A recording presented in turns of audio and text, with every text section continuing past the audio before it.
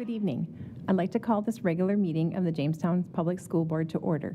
It is Monday, June 3rd, 2024, and we're in the Thompson Community Room at the middle school.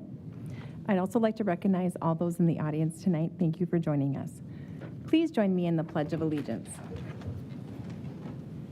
I pledge allegiance to the flag of the United States of America and to the republic for which it stands, one nation, under God, indivisible, with liberty and justice for all.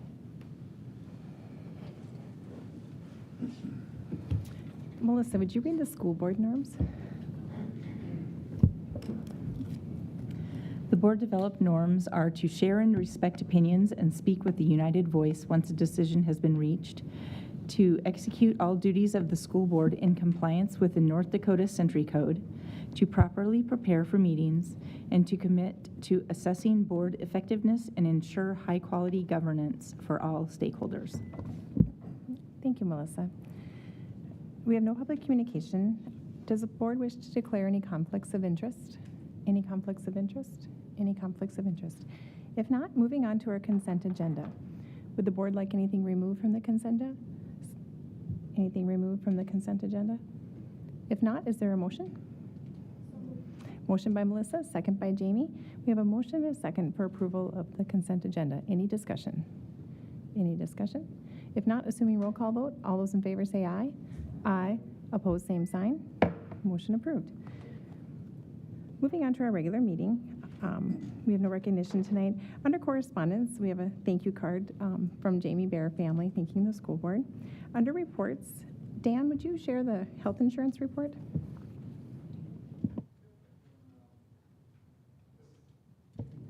At this point, we're evaluating some of the options for the upcoming year, the plan changes for this year, looking to, if we do have any plan changes, the next meeting is planned for, I believe it's next Monday, when we'll have kind of the final results of that and take some action on that one. As you know, healthcare costs are increasing, and they're not likely to go down, but we are looking at making sure we maintain a good balance so we don't have to get into any kind of emergent funding issues per our contract. So that'll be the balancing act we're going with at this point. I guess I don't have any other details besides that. If you have any questions, specific questions I can answer though. Are there any questions for the board? Jason.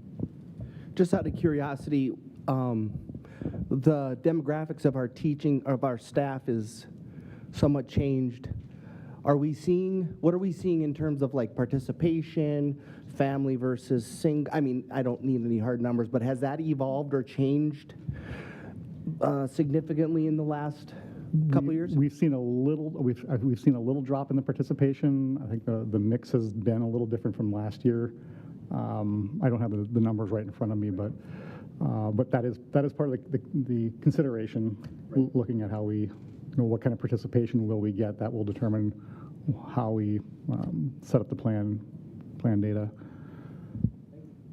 Yeah, one of the variables there that I think we can all understand as our workforce gets younger, those new staff coming on board are more likely to stay on their family's insurance until they're 26, and we're definitely seeing the results of that trend. Okay. So our newer teachers are not coming on until they are required to do so when they age out of that option. That's one significant trend that we are seeing that does impact the fund. Sure. And also, I'm just going to add that it's the whole package. It's healthcare costs, prescription costs. It's the whole package of the costs that we're evaluating. So, and as Dan said, on Monday, we're having another important meeting just to review all those details. So, any other questions from the board? Then we'll just keep the board updated on that. Moving on under board education, we have strategic focus, number 5, resource management. Dr. Leck. Okay, so this is the last of the 5 progress monitoring reports. Again, like I've done in the past, I'm going to read each of the goals verbatim, and then we'll talk about the metrics, talk about progress monitoring. So goal number 1, Jamestown Public Schools will annually approve a plan to address existing facility needs that allocates 100% of available funding to the highest priority areas. So the board has been, the metric is the annual adoption of summer projects through the capital projects plan, and we've been doing that for almost 10 years now, in committing those resources, the maximum amount of resources, and oftentimes more than what we bring in facilities, or through the building fund towards that plan. So the adoption of the capital projects plan is the metric. The only note that I would bring to this in terms of the metrics, one of the things that we've done differently this year is rather than reaching in the past, it's been organized as a fixed 10-year plan. So every year that's dropped off, we've just continued down that plan, and that end year, or that 10th year has kind of had the balloon payments of these are the things that we have needed. So we still kind of have that, but we do it on a rolling 10 years. So I expanded that plan all the way through now 2034, and then we'll just keep dropping a year, adding a year, and so you see what's actually in that rolling 10-year span instead of the fixed 10 years. Hopefully that makes sense, but that's the only real difference in that metric. In goal 2, Jamestown Public Schools will develop an action plan to address future enrollment and facility needs through 2029, including the following components: feasibility study of pre-K, elementary and secondary configurations, career and tech ed, and other educational placements. So there's a few different things that have happened that kind of tie into the action plan, the metric of an action plan. The first was something that actually occurred last year around this time, or last year, and then you heard a report last year about this time from the Enrollment and Facilities Task Force, and they made some recommendations to the board. And one of those, analyze enrollment trends and existing facility needs, or that was the goals, I'm sorry, to analyze enrollment trends and existing facility needs to determine if additional planning should be considered, and then engage in solutions-oriented dialogue and work to build consensus. And they brought a recommendation to the board on June 19th of 2023, so about this time last year. The board heard those recommendations and met in a board retreat on November 13th, and they asked us, the central office administrators, to develop a more detailed approach and some more analyses and metrics associated with, well, what would that look like?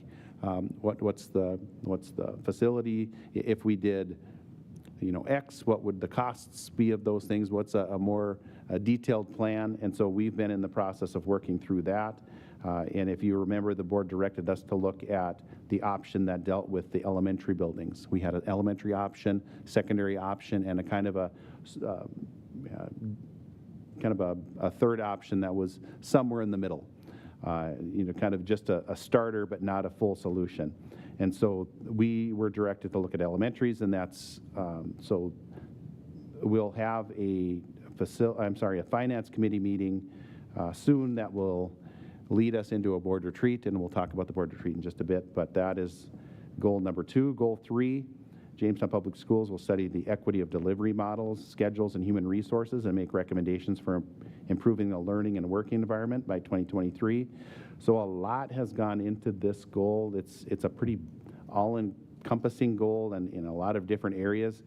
And so the metric that we're using is the solutions that have come through this allocation of human resources and how we are looking to adopt changes that can address delivery models, schedules, and HR. So goal 4, Jamestown Public Schools will annually analyze existing compensation and benefits and provide no fewer than 3 improvement strategies. So the metric here is that we have 3 or more solutions for the board to consider. So progress towards the goal completion and findings. Again, the capital projects plan has already been adopted, so you've met that criteria already, although there's a lot more that goes into it. But I'm not going to, the board has already heard this presentation, so I'm not going to belabor it other than to know, we're exceeding the 100% allocation, which is around, $800,000, and we're spending about $1.1 million in facility needs. So we're exceeding that benchmark, but we have a very long way to go. So if you look at let's see, the second paragraph, the summer projects that were approved include $297,000 in building repairs, that's Schedule 2, $81,000 in sites, that's Schedule 3. The bulk of the funding available is going to go to roofs this year, so Schedule 5, that's $631,000, and then $225,000 in safety and security, and then about $75,000 in equipment, that's Schedule 7. So again, we're about $200,000 over that our target, so we're exceeding that. So we have operated from a recommendation standpoint. You know, I feel like this metric is pretty easy for and consistent with board practice and easy to measure. You know, the recommendation is to continue in this goal. It aligns with our needs and what's already been included in the strategic plan, and there's quite a bit of congruence between this goal and the next goal. So as I outlined earlier, we have talked already from a facility committee. We're going to meet next week. I have the wrong date in here, but we're actually meeting this week for our finance committee, and we'll go through that analysis. So as I said, the board directed us in the board retreat to talk about options and what would exist for those elementary changes. And so I came up with 4 options. Do nothing, you know, what happens if the board chooses to continue the status quo and operate 5 buildings, operate with declining enrollment, the existing FTE for staffing, continue to give 100% of our facility need or available funding and facilities to facilities. You know, what's going to happen if we do nothing? And so that's one option.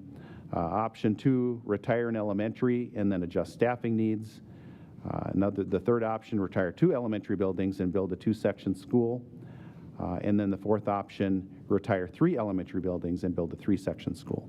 So those are the options that have been analyzed. And so we built a 10-year analysis based on assumptions or projections in a number of different variables. Those include enrollment, expenditures in the general fund, expenditures in the building fund, state and local revenue, impact to interim balances in the general fund, the same impact to interim balances in our building fund, taxable value, and tax rates across various property categories. So we have a pretty good assumption analysis that the Finance Committee will look more deeply into.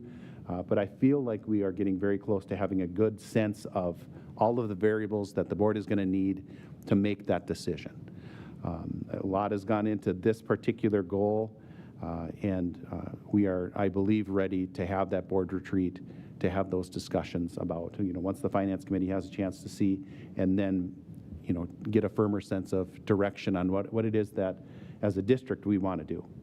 We certainly have more information in this area than we have ever had in the past. So looking forward to those discussions. Again, the recommendation aligns well with Goal 1, and I believe that we need to continue in this goal as well. So in goal number 3, a lot happening from equity of delivery models and schedules at the different levels, what happens at the middle school, what happens at the high school, what happens at the elementary. We have culture and climate surveys from Cognia, teacher survey results from Vital Network.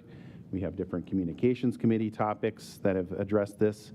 We've done a Vital Network survey directly to special education staff, and we've also participated in what's called the Innovation Academy. And I've outlined, Mr. Gaylor has outlined that a little bit in more detail. I won't go through that a ton, other than to say it's a 6-day training and facilitated discussion, and trying to make a big, you know, try to, what they call the moonshot idea. Try to take a really big idea that needs a lot of work and commitment, and how can you make that happen? Rather than just an idea that you talk about or think about, you know, what's an action plan to take this moonshot and push it into reality? And they focus on 4 big shifts.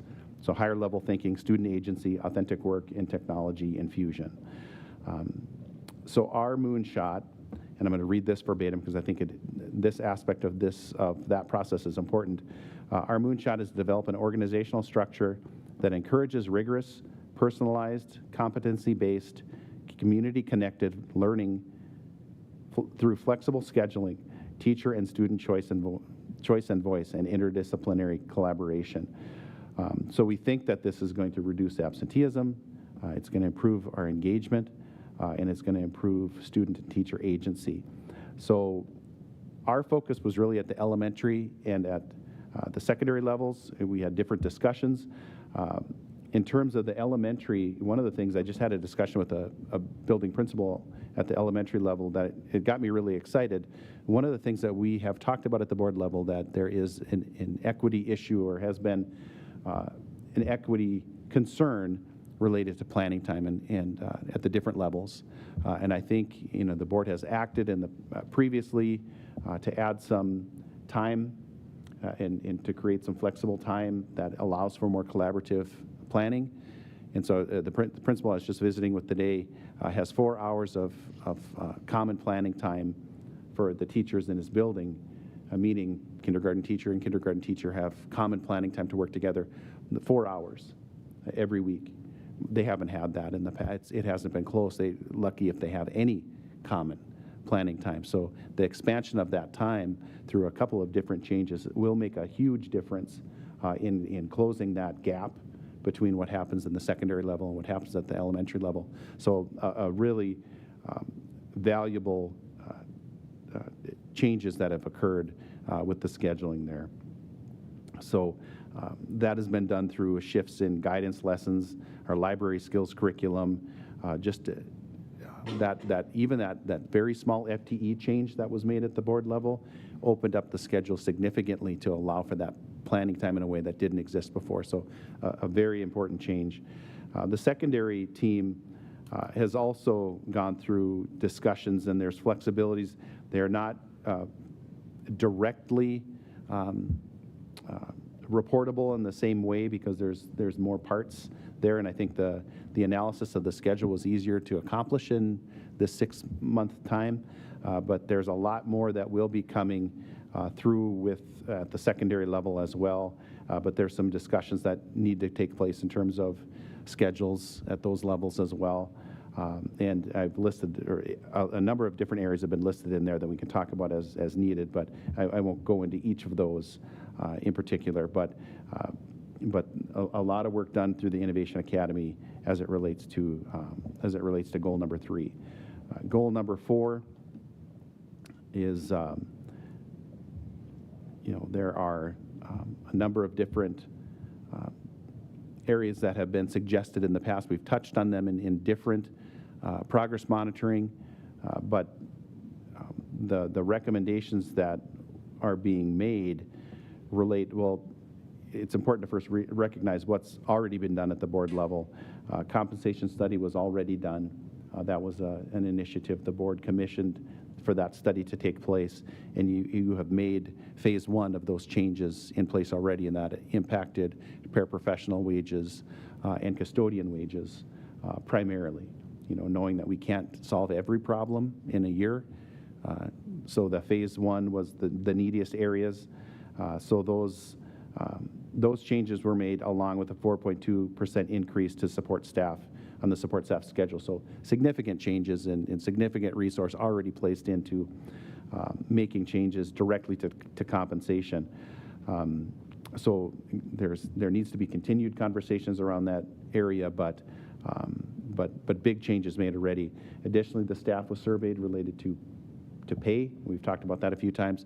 Now moving the support staff to be paid twice per month instead of just once per month, and that'll start in July of this year.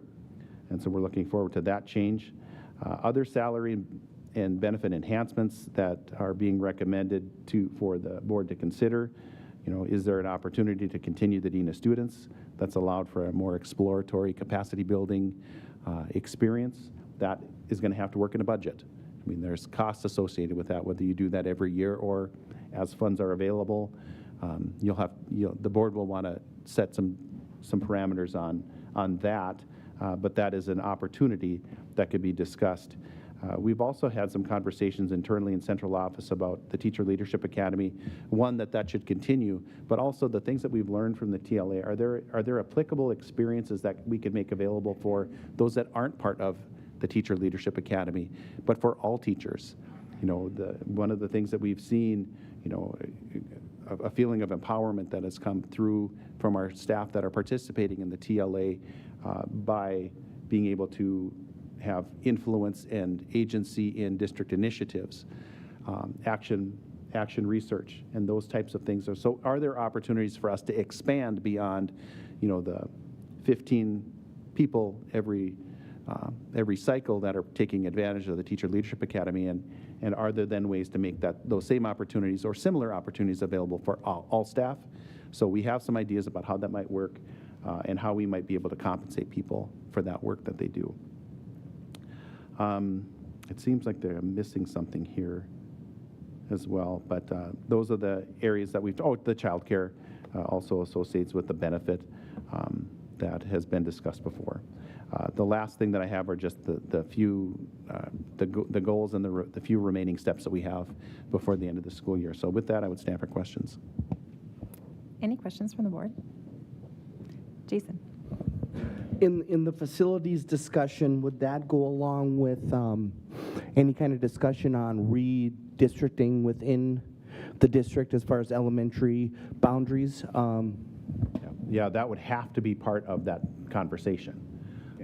So if you're making a change to the footprint, that's an absolute must. You can't have one conversation without the other. If you're choosing the status quo, you still might want to have a reboundary study to make sure that we are, balanced in our enrollments. Diane? Same topic, the facilities discussion. At some point, will there be public input? Yeah, there has to be. I mean, these are public conversations that need to happen with public input. But first, I would say the board retreat in which the board determines, okay, we've had this conversation for a period of time now. Now we have a couple different options, and we can see how all the variables work together. Once you make a decision, that's then the time when you're going to start considering the engagement and getting feedback on those options. Aaron? Just to comment on that too, there was, kind of kick off this activity, there was a broad-based stakeholder input with parents and teachers and board members and administrators to kind of initiate the conversation. But so there has been a level of input already. Thanks, Aaron. Any other comments or questions from the board? And I realize some of this is just benchmarking, but as you start listing all the things that we have accomplished even this year, it's exciting to see some of the progress that we've made, even though we are just looking at kind of benchmarks.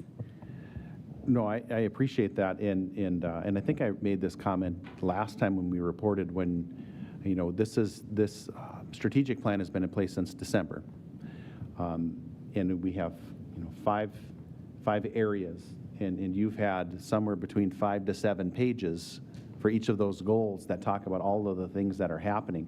There's a lot of traction, a lot of work that is being accomplished along this strategic plan, and I think it was definitely a lot of work to get to the point of adoption. But between adoption in December and June 3rd, a lot of representative work here. So it's something I think as a district we should be happy and proud of the work that's been done, knowing that we have an awful lot of work to do, but a lot has been accomplished. Yes, thank you to everyone involved. Our second part of our, unless there's other questions, no. Our second part of our board education for tonight is contextual. Oh, we're going to approve. Is there a motion to approve the progress monitoring report before we move on to our second part? I would move to approve. Motion by Jason. Second by Aaron. We have a motion and a second to approve the Strategic Focus 5 resource management piece to the progress monitoring report. Any discussion? Any discussion? If not, assuming roll call vote, all those in favor say aye. Aye. Opposed, same sign. Motion approved. Moving on to our second part, contextual competency. We have a Dean of Students report from Mr. Meisner and Mrs. Eckert. Please come forward and tell us about your experiences.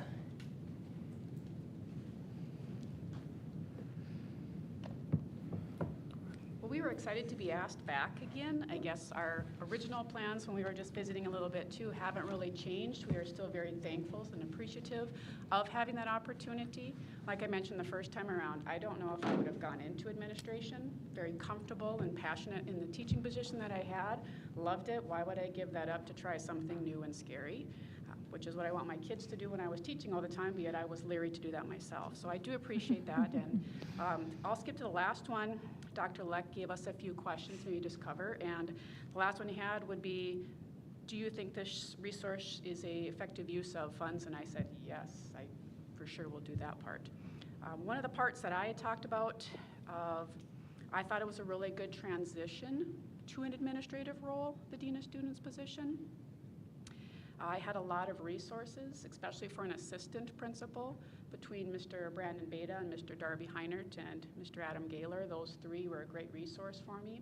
I guess one of the areas that I looked at for the career in tech, besides Mr. Heinert and Mr. Gaylor, who were in new positions as well, it was a little difficult to try to find answers at a state level. Just didn't know the whole system. There's a lot of complex cogs and wheels that go along with the career in tech position. I'm enjoying learning those, but that has been one of the challenges I would say that I have had is having a direct mentor in career and tech to be able to bounce ideas off of. So that was maybe one of the challenges that I had, and you were going to talk about a few of yours too, Jeff. Excuse me. My experience was a little unique in the fact that obviously, like Mrs. Eckert, I started out as a dean of students, but I was kind of bouncing in between two schools with the help of a building principal. But somewhat similar to Mrs. Eckert's, I don't know if I would have been ready to make the jump to a building administrator had it not been for the Dean of Students position. So I definitely am convinced of the program's value for JPS. I guess in visiting with Dr. Leck, I know we had talked about some of the points, and Heidi just kind of mentioned some of these too. Some of the ways in which the Dean of Students position kind of helped me with the transition. One of the biggest things, it created some familiarity with students and staff, and it gave me a chance in two different schools, despite the fact that we're in a town of 15,000, we have some varied elementary schools.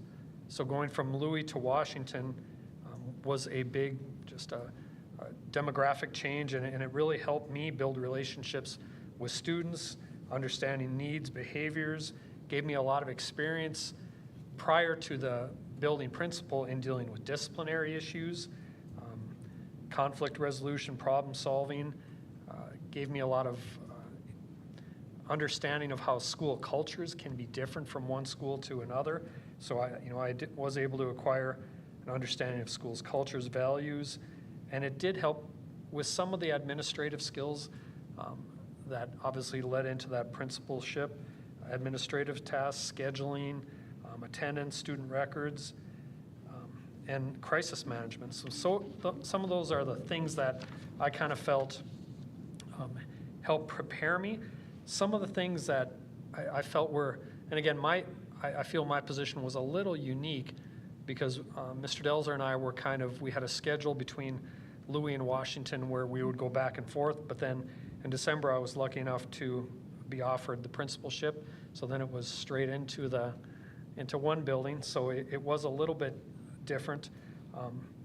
But some of the limitations, the Dean of Students position, at least from my perspective, focused primarily on student behavior and discipline. And early on, that's kind of what I was doing. So it provided less exposure, I felt, to some of the broader administrative duties, the budgeting, curriculum development, teacher evaluation, some things that I felt, and I even discussed this with Dr. Leck, and some of those things were some of the things I kind of had to learn once I took over the building administrative position at Washington. I had a lot of questions on. So some of those things were things that I felt were a little bit newer to me. The instructional leadership, again, like I said, teacher evaluations, things like that. I had less experience in the school budget. It was something that with the Dean of Students, I kind of referred to Mr. Delzer on that because he was obviously more experienced in that. And those are some of the things that initially had given me a little bit of hesitation in assuming that principalship.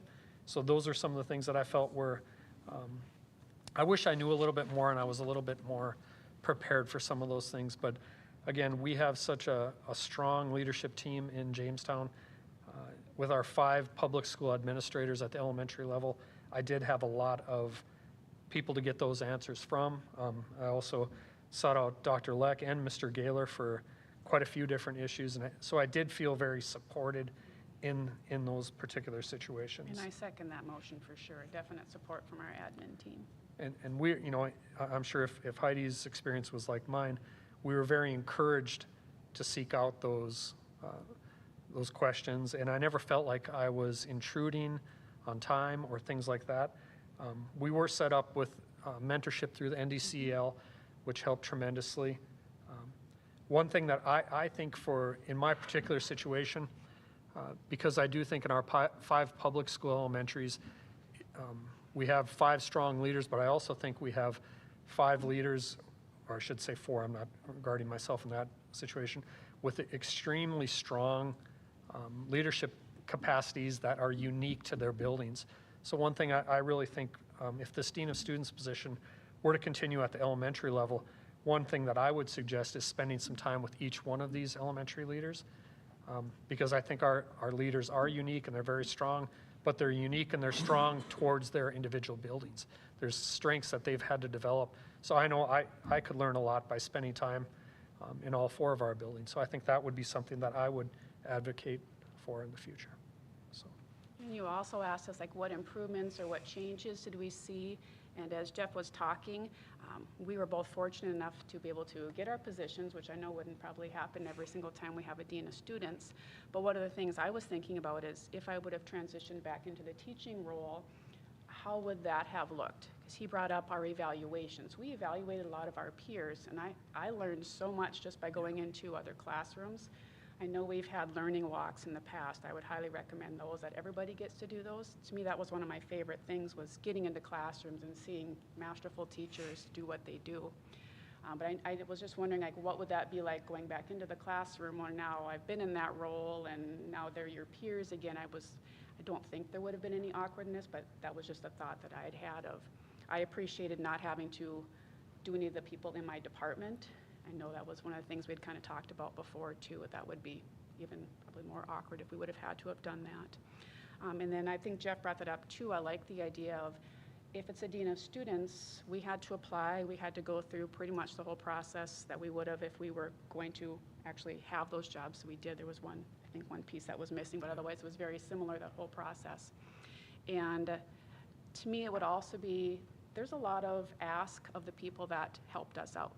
So like I mentioned, Adam, Brandon, and Darby, I called on them a lot, and I had the same feelings Jeff did. I never once felt like they weren't willing to help, but that is a big ask. I don't know if that is something that should be asked upon every year, or if that's as a need basis, if we have people that are interested in those positions, because I do think that's a heavy lift.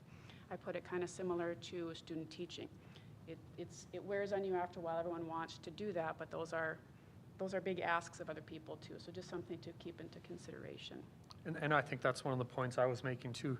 You know, I primarily spent the first 3 months of my administrative career with Mr. Delzer, and he was my mentor, but yet I don't know if he was really trained to be a mentor principal. So, you know, I would reach out again to Dr. Leck, to Mr. Gaylor, to Mr. Anderson, Mrs. Anderson, to various other people, because I almost felt like I was being a little bit too dependent on him. And so I guess I would agree with Heidi in that. But again, I never felt like I was abusing that avenue. So. Any questions for us? Any questions from the board? Aaron. So when we initiated this, specifically for Mr. Meisner, you know, there was a vacancy of a principal, and there was some concerns brought forth that, you know, a dean of students wasn't going to be able to fully support the schools and splitting the schools between the principal. How well do you think that went, and is that a non-desirable model, or is it? What's your opinion on that based on your experiences? Well, you know, it's a really good question, because that impacted early on, Mr. Delzer and I got together, and the going back and forth between Louis and Washington wasn't working. It just didn't feel like we were spending enough time in one school to get comfortable to make a difference. So early on, we talked about it, and I said, I'm going to go to Washington if that works out. And we talked to Dr. Leck about this. We just kind of felt like it wasn't very effective. And so in early November, I think it was November 1st, I decided, along with Mr. Delzer and obviously talking to Dr. Leck, that I was just going to stay at Washington for an extended period of time and get comfortable, and obviously with support from Mr. Delzer. And so we kind of felt that that was the best model going forward, rather than this, I mean, seeing a kid 1 week, I haven't seen you in a week, Mr. Meisner, I know. And it just didn't feel like a true administrative role, and that we were being impactful enough and consistent enough. So that part, we did kind of adjust on the fly, because it just didn't feel like we were being as effective. And I'm not sure if that answered all of your question, or if that hit part of it. What was the second? Just going forward from there, then Yeah. how effective do you feel? I felt it was much more, because my comfort level was much increased. And then in December, when the position was offered, it's like, well, I've been here since the beginning of November. So I think that made a big impact on my confidence in the school going forward, because initially with this Dean of Students position, I wasn't sure if I wanted to be a building administrator right away, because there was a position earlier in the year that I turned down an interview for it, because I didn't know if it was the right time yet, but I felt like this Dean of Students was a great opportunity to answer that question. Okay, is that something I want to pursue? And through that, and through my extended time at Washington, I kind of answered that question. So I felt that definitely led me to the confident decision to accept that. So, the model was slightly adjusted to be more impactful. But Dr. Leck? I have a thought on this question too. When we initiated this concept, we knew we were doing it in a way that was probably not ideal as replacement positions.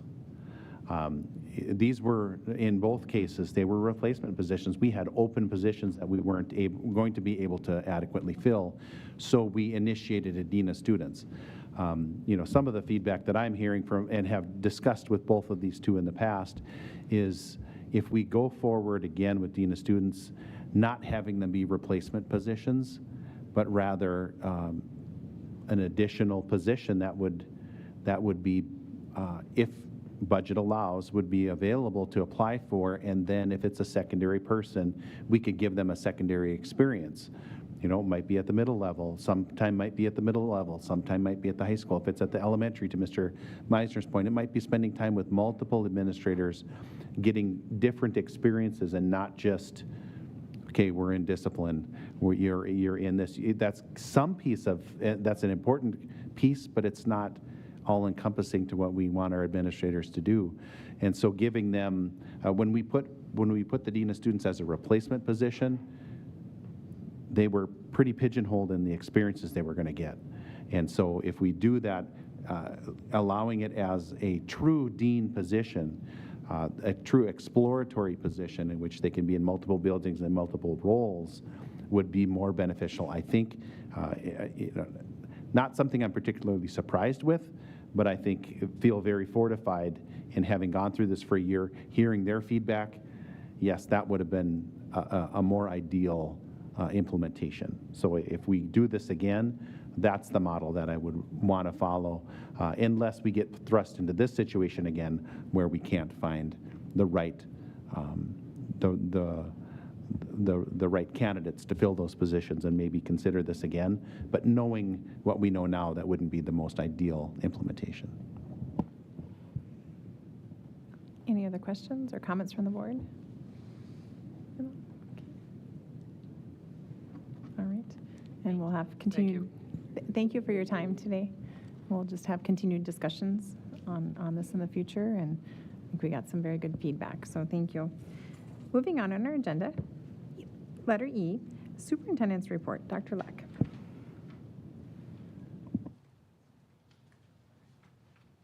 So you have my written report to bring attention to a few areas. I did create a couple, a survey and a poll with onboarding. We have a defined process for onboarding, but I also think it's an area that we can improve. And having a number of different individuals go through different types of onboarding over the last couple of election cycles, I would appreciate the feedback if you would take just a few minutes, even those that didn't go through onboarding, but also to give some perspective on what are the areas that we should be focusing on or focusing less on, or what are the things that you feel like you needed in your first year or two to be successful. You know, what the model that we have now, is this the same model to continue? Should we be looking at a different model? But if you can give me some feedback on your experiences and what you needed as a new board member and how the current onboarding process worked for you, then I can craft an onboarding plan for our new members that you know, as we search for continuous improvement, we want that process to be a good allocation of resource for everybody. So if you would have a chance to fill that survey out in the next week or so, I would appreciate it. The board retreat that I referenced in the progress monitoring, I would like to schedule some time in the next 6 weeks to do a board retreat. The items for discussion would be facilities, as we've already referenced, and then the previous board request was to include the board self-assessment results and to allow for a more robust discussion and action planning around those results as well. So those would be the two items, and I think that in itself would be a pretty, you know, those two topics will take quite a bit of your energy. I did provide a little bit of information on an annexation hearing request that was just received in the last week. I've given you some details there. We haven't done an annexation in Stutsman County for, you know, at least 15 to 20 years. So this is a new process for the county, or not a new process, but coming back to doing annexations. So I would guess it's been almost 20 years since we've done annexations, maybe a little bit, maybe 15. But so not a significant impact, but I'll attend the hearings. I'll be engaged in that dialogue for that hearing process. That starts at the county level. If there is an advancement of the annexation request, then it goes to the state board. In both of those instances, I would be in communication with those and participate to the degree that I can. And like I said, I've given you not a huge impact, although I think anytime we are talking about annexation, we want to be pretty involved in that process. So still early, but I'll update you as necessary. The last thing that I have outside of the spotlight is strategic plan, annual revision. Over the next couple of weeks, Mr. Gaylor and I will be looking at, so we're done with progress monitoring, now looking at those annual plans, creating a draft that we can bring back to the committee that can then come back to us as a full board and make a decision on where we're going for the 24-25 school year's strategic plan. The spotlight, we had a drone racing team participated in the Fenworks drone racing competition in Fargo. We had two participants, Cashton and Bryson, along with Coach Sid Mann. Cashton placed second in first person view racing, and the team placed second in simulator racing and first in first person view racing team. They need to make those titles a little bit easier to read, I will say that. So with that, I stand for questions. Any questions from the board? Jason. Just out of curiosity, this annexation, what usually drives that, or what's the genesis? I mean, what's the purpose? So we'll learn a little bit. It's a great question. We'll learn a little bit more in the hearing, but it could be a lot of different reasons, from tax impact to proximity. You know, if we attend one school, yes, you can attend by open enrollment, but if I attend here, I would like the land that the residence that I live on, to go to that tax, to that entity, as opposed to this entity. It could, like I said, it could be tax related. I just don't know the answer to that, but I would guess it's in that range, and we'll learn more as the process unfolds. Any other questions from the board on Dr. Leck, Superintendent Report? Okay. If not, moving on, we have nothing under old business. Under new business, nothing under activities. Under buildings and grounds, we have a letter A, approval to submit school construction documentation to the North Dakota Department of Public Instruction, and subsequent number 1, school construction approval form per JVCTC, and number 2, facilities plan. Is there a motion? Motion by Aaron, is there a second? Second by Jason. We have a motion, a second, for approval to submit school construction documentation to the North Dakota Department of Public Instruction and subsequent school construction approval form for JVCTC and number 2, facilities plan. Any discussion? Any discussion? Dr. Luck? I do have a comment. Mr. Roberts brought up a great point in conversations earlier this week that in the next meeting, I'm going to bring some board education, not just for this board, but for our new members, those that are coming on board and the public in general. This has been a long-going process. If you remember, initially the CTE grant was written a few years ago. Since that time, we had a bill that supported inflationary costs. We had an RWIP grant that we had discussions about childcare that made a project that was this big, now this big, a lot of moving parts, and so the good suggestion was to bring forward a presentation that ties all of these different threads together and recognize what's this, why are we making this recommendation, what is this approval and request for, and the impacts that they're having across those different programs. So I will be doing that on June 17th. Aaron?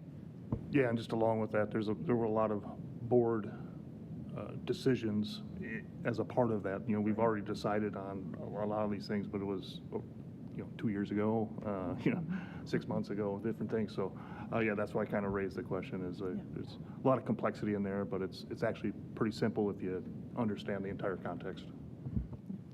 Great, sounds good. Any other discussion or questions? Okay, we have a motion, a second, for under buildings and grounds, number A, and including subsequent 1 and 2. If no further discussion, assuming roll call vote, all those in favor say aye. Aye. Opposed, same sign. Motion approved. Number 3, curriculum assessment and instruction. A, approval of textbooks for the 2024 to 2025 school year. Is there a motion? Motion by Jamie. Is there a second? Second by Diane. We have a motion, a second, for approval of textbooks for the 2024 to 2025 school year. Any discussion? Aaron? Yeah, look, there's historical trends on this, and looking at what we're doing going forward, there's some changes, and I'd like to get an appreciation of what's driving those changes. Look at the dollar amounts that we're allocating to this and the new things that are being brought in. I don't know if you can talk to that, like, on what some of those are. This question is too born from previous conversation, which I appreciate, so we can have a more robust conversation. I have an opportunity to gather some information, but if you look at the total expenses, so you're seeing about a 55% increase in that total curriculum budget, so a significant increase. So what drives, so the question, as I understand it, is what drives those costs? A significant part of that, about 85%, are state and federal mandates. So specifically related to the science of reading, we have North Dakota Century Code that says schools must implement the science of reading. And so our curriculum needs to support that. And our strategic plan also supports that in different avenues. So when I say 85% of this increase, this $312,000 increase, is related to state and federal mandates, that doesn't mean that they're not part of our strategic plan, because they are. They connect to a couple different areas, 3 different goals already in our strategic plan, support improved ELA, improved reading. So they're already embedded in there, but we are categorizing them as state and federal mandates because we don't have a choice. The state says you need to implement science of reading. So that's a huge portion of this is preparing our curriculum to support that state and federal mandate, so about 85%. If you look at inflationary costs, that's about 6%, so the increased subscription fees in a program, that represents about 6%. Non-state requirements is about 6%. What I mean by that are the strategic plan areas that aren't connected to state federal mandates, like science of reading. Like I said, that's a pretty big part of our strategic plan too, is to adopt those same components. But if you're looking at other than state and federal requirements, just areas that as a district, as a board, you have said, we want to move forward on these, that's about 6%. And then other expenses, about 3%. Did that answer your question? Yep. Any other questions from the board? Dan? As far as like any new curriculum, do we have like a training plan or assess the impact of getting teachers up to speed on it and how much time that will take? Yeah, so that's part of the professional development committee's work, is planning on how the implementation that occurs at PLCs. There's a lot of different avenues that occurs, but that is part of the reason. I should say part of the importance of the professional development committee that ensures that the appropriate training is in place. Absolutely, and science of reading has been something we've been working to adopt for a period of time. It's not just a next year thing, but Any other questions or discussion? All right, we have a motion, a second, for approval of the textbooks for 2024 to 2025 school year. Assuming roll call vote, all those in favor say aye. Aye. Opposed, same sign. Motion approved. Dr. Luck? If I could just make one more comment related to this. Mr. Gaylor, when he put this memo together, I thought he did a really nice job. And throughout the year has done a really nice job in leading the selection process. So I would just draw your attention to how that process is done, how stakeholder engage, how the engagement process works, how the selection process works. And I want to give kudos to him and that team for really making a big commitment of time to that process as well. Yes, thank you. I did appreciate the additional information and how things are tying together there, so thank you very much. Under Finance, approval of billing services agreement for Able Care. Is there a motion? Motion by Dan. Is there a second by Aaron? We have a motion, a second, for approval of billing services agreement for Able Care. Any discussion or any questions? If not, assuming roll call vote, all those in favor say aye. Aye. Opposed, same sign. Motion approved. Under Personnel, approval to hire for the 2024 to 2025 school year upon a successful background check and appropriate licensure. Number 1, Bragg Stanglin. Number 2, Brittany Schwingler. Is there a motion? Motion by Jamie. Is there a second? Second by Dan. We have a motion, a second, for approval for hire 2024-2025 school year upon successful background check and appropriate licensure for Brad Stanglin and Brittany Schwingler. Any discussion? If not, assuming roll call vote, all those in favor say aye. Aye. Opposed, same sign. Motion approved, and welcome to the district. B, approval of district office administrators contracts for the 2024-2025 school year. Number 1, Christy Grounds, business manager. Number 2, Adam Gaylor, continuous improvement director. Number 3, Robert Leck, superintendent. Is there a motion? I would move to approve the Motion by Jason. Is there a second? Second by Aaron. We have a motion, a second, for approval of district office administrator contracts for the 2024-2025 school year. Any discussion? If not, assuming roll call vote, all those in favor say aye. Aye. Opposed, same sign. Motion approved. Under number 6, policy and procedures. Approval of policy FCAF and FCACF-AR. I always get those turned around. And number 1, amended policy FCAF, concussion management, and subsequent amended FCAF-AR, concussion management program. Is there a motion? Motion by Jamie. Is there a second? Second. Second by Jason. We have a motion, a second, for approval of policy FCAF and FACF-AR, and number 1, amended policy FCAF, concussion management, and subsequent A, amended FCAF-AR, concussion management program. Any discussion? If not, assuming roll call vote, all those in favor say aye. Aye. Opposed, same sign. Motion approved. Number 7, nothing under tuition. 8, other election update. Christy, did you want to share that information? Yeah. Just a reminder that the election is next Tuesday on June 11th. we have 3 city positions and 1 rural. The election will be at the Jamestown Civic Center from 7 a.m. to 7 p.m. And then any Stutzman County residents that reside in precinct 472910 can vote in Medina at the American Legion, again, 7 a.m. to 7 p.m. Thank you for the information, Christy. And early voting has started. Early voting has started, yeah. Any items for future agenda? If not, if you have an item for a future agenda, please let Dr. Luck or myself know. Under meetings to be scheduled, on June 8th, there's a health insurance meeting in the central office conference room, as well as a finance meeting at 5:15 in the central office conference room. We have a school board meeting on Monday, June 15th, 2024 at 5:15 p.m. in the Townsend Community Room. Oh, 17th, sorry about that. Yep. June 17th at 5:15 p.m. in the Thompson Community Room at the middle school.